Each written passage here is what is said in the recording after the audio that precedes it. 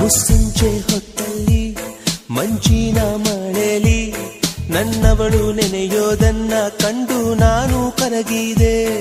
ಅವಳಂದ ಚಂದವ ಒಂದಾಗಿ ಸೇರಿಸಿ ನನ್ನೆದೆಯ ಗೂಡಲಿ ಗುಬ್ಬಿ ಹಾಗೆ ಬಚ್ಚಿಟ್ಟುಕೊಂಡೆ.